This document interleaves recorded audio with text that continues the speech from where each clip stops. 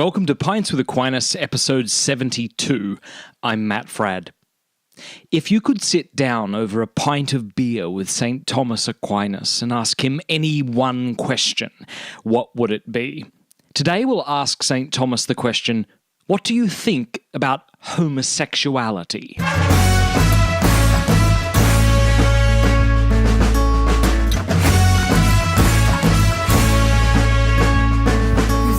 Thanks for joining us again at Pints with Aquinas. This is the show where you and I pull up a bar stool next to the angelic doctor to discuss theology and philosophy. This is the first in a two-part series that we're doing on homosexuality. Before we do anything else, I want to have a look at what the Catechism of the Catholic Church has to say about homosexuality, and this can be found in paragraph 2357.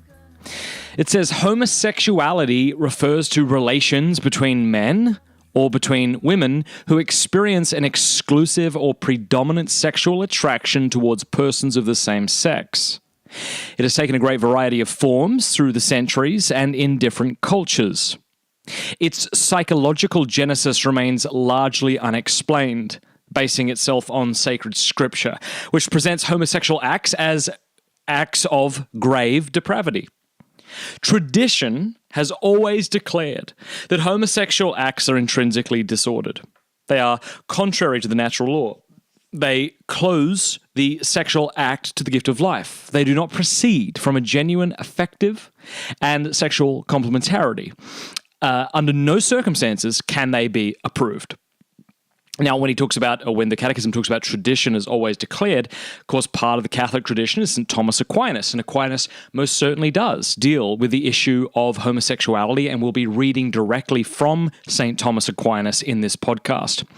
But I wanted to invite a new friend of mine, Daniel Mattson, to join us around the bar table to discuss this issue. And the reason I wanted to invite him is that Daniel is someone who experiences same-sex attraction. He's somebody that once lived the homosexual lifestyle. And so I feel like he's in a place better than I am of authority to speak directly to this issue. So a bit about Daniel. He is a writer and a public speaker who proclaims the good news of the Catholic Church's teaching on homosexuality.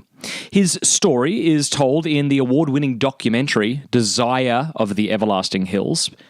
By the way, if you haven't seen that, look it up online. It's beautiful, Desirae of the Everlasting Hills. He is a professional orchestral trombone player. How cool is that? Mattson has performed and presented master classes around the world, including at the famous St. Petersburg Conservatory in Russia. You're really going to enjoy this conversation. I want to let you know, too, that if you support Pints with Aquinas on Patreon for $2 a month or more, you have access to an ever-growing exclusive audio library of interviews that I've done with philosophers, converts, and theologians. And one of those interviews is an interview I did with Dan Mattson. So in this two-part series, we're going to stick to the more sort of philosophical, apologetic, church teaching type of issues. But if you want to hear a beautiful interview that I just did with Daniel Mattson, you can begin supporting Pints with Aquinas on Patreon. Go to pintswithaquinas.com, click support or the Patreon banner, and there, $2 a month, and you can listen to it. God bless you. Enjoy the show. Daniel, good to have you on the show. It's great to be with you. Thanks, Matt. Tell our listeners a bit about yourself.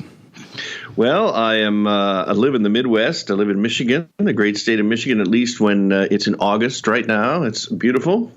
If I were to talk to you again in February, it'd be a different story. But I am a professional trombone player. That's what I do for a living. That's awesome.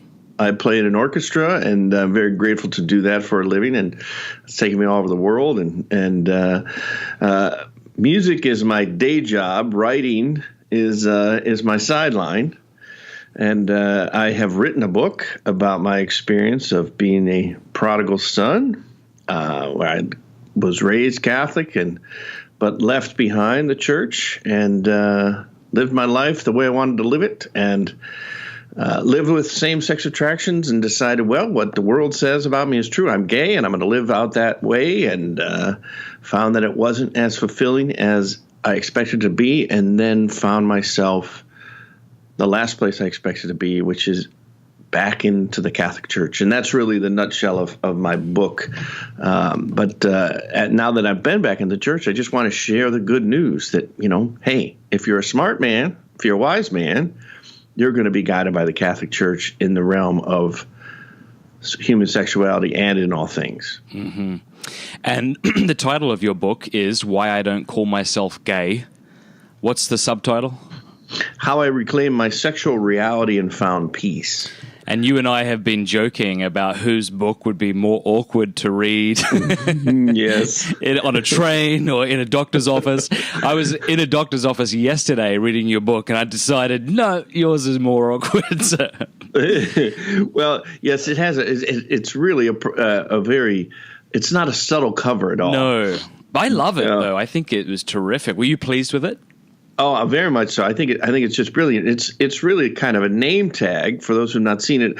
It's one of those "Hello, my name is" those red and white name tags, and then it's the printing is "Why I Don't Call Myself Gay," and then the handwritten part is "Gay," and it covers the person's face, and really is the basic basis of the book, that there's these gay identities with division of the world between gay and straight robs us of our true identity as beloved children and sons and daughters of God. And I think it's really perfect. Mm. Well, before we get to that, I want to ask you that question about why you don't call yourself gay. I just want to talk just in general about the church's teaching on homosexuality. Obviously, many people, they find this completely hateful and offensive. You'll hear people say, love is love. Why won't you let people just love who they want to love? Isn't the church just not just out of date, but bigoted towards people who could really be living fulfilling, beautiful lives, but the church refuses to let them. And thank God there's all of these Protestant denominations who are beginning to allow and celebrate even homosexuality. I don't mean to say all Protestant churches, of course, there's many that don't, but there are certainly some that do. I was just in Manhattan recently, and many of the Protestant churches around the place are covered with rainbow flags, and all are welcome here and that sort of thing. Sort of gives you the indication that if you are a homosexual person, or I'm not sure what the terminology is, you can correct me, that you wouldn't be welcome in the Catholic Church. So, give us your initial thoughts, and then I'd like to read the definition from the Catechism and get your thoughts on that. Sure. Well, of course, that's just the big emotional, very effective emotional argument that is used today, that's saying, well, if the basic root of that is that if you have certain feelings, and if anyone says that you should not act on those feelings, then the person that says that you shouldn't act on those feelings is a bigot. That's really what it boils down to. Mm-hmm. So the church is sitting there and saying there is a plan for human sexuality that is hardwired into our bodies. Even aside from any sort of moral commandment from God, we can see the reality of what sex is for by the design of our body. If I have ears, and I can see what the ear is for. And a good ear is an ear that hears well. So thus, we can determine, oh, hey, you get old, you can't hear, let's get some hearing aids for you. Or to protect your ears when you're using a chainsaw, let's put some earmuffs on. All right. So the design of the body itself reveals what it means to flourish as a human person. Well, we do that in every area of the body except in the area of human sexuality. The fact of the matter is, we talk about we have a reproductive system, right? Mm-hmm. And we learn that in biology. Well, no one has a reproductive system, Matt. There's a reproductive system when a man and a woman come together. Mm. It's incomplete. My body as a sexual creature makes no sense unless there were women in the world. It's the one area of the human person where we need another to complete, and it always is the opposite sex. Well, if this were another area of human existence that wasn't connected so much with pleasure? Let's be honest. We would be saying, well, of course, a man and a woman, you're going to get together, and you're going to use that gift of sexuality for its purpose, which means it's for the propagation of the species. We need man and woman to promote and flourish. And then you're going to stay together forever to protect the children that might come from that sexual union. There you haven't even talked about God. Mm-hmm. You're just looking at the design of the human body. But now that reality, basically we have severed human sexuality from its purpose and its intent. And the primary goal, of course, we all know about our society, is that sex is primarily a vehicle for pleasure. It's mainly about me. I can help you get pleasure if we're both consenting adults, but the goal of it is just pleasure. And once we separated that from human the purpose of sexuality, that opened the door to all kinds of things. So once now, the most important driving factor in society to say, let's be sexually liberated, we want to do whatever we want. That's why you get abortion. That's why we have contraception. And that's why we have approval of same-sex marriage. And if anybody comes in and steps in and say, hey, is this really the path to peace and human flourishing? Then suddenly, because you might be preventing them to have the kind of pleasure that they want, then you're bigoted and you're a homophobe, and all these name-calling things happen. And then, of course, you say, we could talk about this later, Matt. They said, well, you're destining somebody with same-sex attraction to loneliness. There's it's all these kind of emotional arguments that are out there, and it's very powerful. Mm-hmm. But the truth is there, and the truth cannot be ignored. And the reason I came back to the Catholic Church is because the truth is there, and it's going to protect the truth. And I realized that the truth actually is what is going to lead me to peace, joy, and fulfillment. Beautifully stated. I want to share, since this is a podcast called Pints with Aquinas, what Aquinas had to say on homosexuality. And we should also note that, just like you said, this isn't just about men not being able to have sex with men, or women shouldn't have sex with women. It's about, sex should be ordered, and there's a certain law there that we ought to abide. And you even just sort of gave a philosophical argument for why that's the case. So let me just quickly share what he says and get your thoughts on it. He says, whenever there occurs a special kind of deformity whereby the venereal act, which is a really unpleasant way of just saying sex, right. It's almost worse than humping. Okay, continue. A venereal act is rendered unbecoming. There is a determinate species of lust. This may occur in two ways. First, through being contrary to right reason, and this is common to all lustful vices. That's just what you said there, Daniel. Secondly, because in addition, it is contrary to the natural order of the venereal act as becoming to the human race, and this is called the unnatural vice. This may happen in several ways. First, by procuring pollution, which is a fancy way of saying masturbation, without any copulation for the sake of venereal pleasure. This pertains to the sin of uncleanness, which some call, and I love this, you ready for this? Effeminacy. Right. He calls some people have called masturbation effeminacy. Secondly, by copulation with a thing of undue species, like this is called bestiality, yes, right? Right. Thirdly, by copulation with an undue sex, male with male and female with female, as the apostle states in Romans 1:27, and this is called the vice of sodomy. Fourthly, by not observing the natural manner of copulation, either as to undue means or as to other monstrous and bestial manners of copulation. Now, this is not what you would say to somebody who was experiencing same-sex attraction.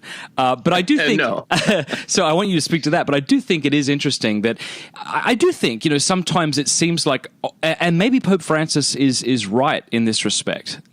Sometimes it does seem that our entire hang-up is on this issue of homosexual acts. Whereas, of course, I'm also against like watching porn and masturbating to it. You know, I'm also against adultery, but I don't hate adulterers. I don't hate people who consume pornography. I just don't think it's right that they do those things. Absolutely. You know, that point in the Summa is really an important one for putting all this into perspective. So people out there in the world say, oh, the church is just so focused on homosexuality. Well, not really.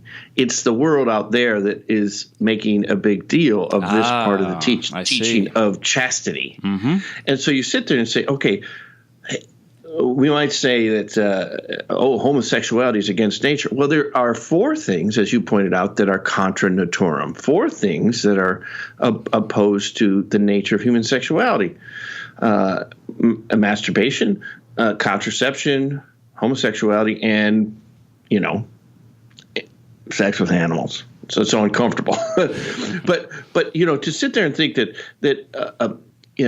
somebody who is succumbing to the temptation of masturbation is living outside the natural order of human sexuality.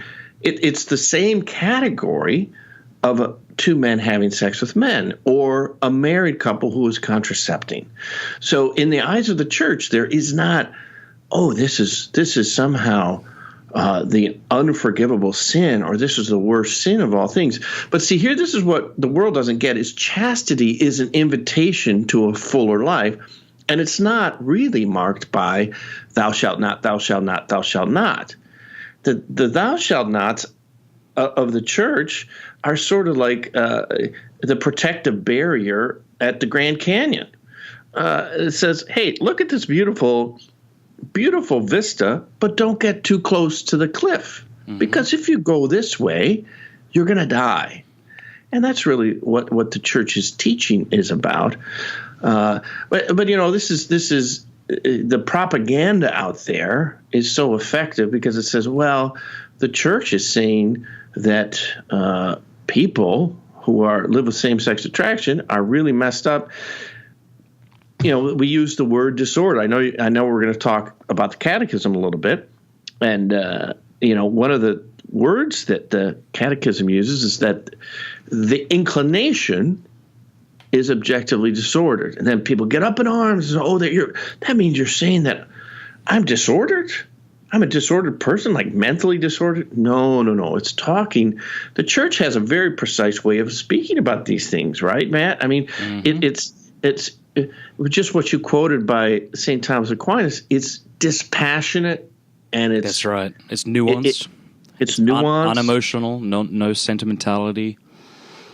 It's very clear and precise. And of course, when we're going to reach out and evangelize, we don't hit people over the head with, well, that's contra naturam, right? Right. So we have to find that balance, of course. Yeah. We have to be honest, though, and say that at least it appears to me, and I might be mistaken in this regard, that there has been a lot more bigotry towards those who, like legitimate bigotry, not just a scare word bigotry that has no basis in reality, but a genuine bigotry to those who have been more effeminate or have, who have had been homosexual and have had relationships with men. Growing up, you would call people like a fag or a homo, and that you didn't even really mean that they were homosexual. It was just like a way to, curse them. So in a sense, is it nice to see that we seem to be growing away from that? I guess what I'm trying to do is I'm trying to give the benefit of the doubt to the culture, right, when it says that there has been an unfair bigotry towards homosexual persons. I don't think you and I would say, no, that's completely false, or would you? No. I mean, there is, the truth is there somewhere, but at the same time, you would think that today in 2017, that bigotry against people identified as gay is as prevalent as it ever has been. Just based on the power of the rhetoric, and I do push back a little bit on the narrative that there has been the primary experience of people like me has been bigotry. If you look at the history of the world, I really take exception with the word homophobic, for example. I think homophobic was a very cleverly created word to really stifle a free thought and open exchange about all of these issues. Because the worst thing today is to be considered whatever phobic you are, transphobic, homophobic. It was invented in 1972 by a gay rights activist who successfully manufactured this as a pejorative for people who didn't approve of men having sex with men or women having sex with women. So, which is a very different thing to being afraid of them, right? Which is what the word means, yeah. Right. It's a fear of, and it's an irrational fear. Yeah, irrational fear, not just a fear, an irrational fear. Yeah. And in fact, we have there's whole degrees of various types of homophobia, and it's viewed now as some sort of mental problem that needs to be remedied. Wow. So it's very interesting what happened in 1973 at the National Conference of the APA is that you had through a political push. You had a vote that took homosexuality out of the Diagnostics and Statistics Manual, basically saying, well, this is normal and healthy. Well, it was a vote, and scientific evidence is never determined by a vote. But at the same time, you had people in 1972 creating this flipping this around the other way, so that suddenly homosexuality is perfectly normal and healthy. And if you don't agree with that, you're the ones who are unhealthy and have a mental neuroses and that sort of issue. So the tables were turned pretty effectively. But if you look at the history of the world, there hasn't been some sort of irrational fear of people like me. Dante, he in his poetry, he had great sympathy for men like me. St. John Chrysostom had great sympathy for men like me. The reactions have been never fear. It's usually pity, and let's be honest, some head scratching. Why would you do that, right? Yep. This confusion about why would you engage in sex with the same sex. Right.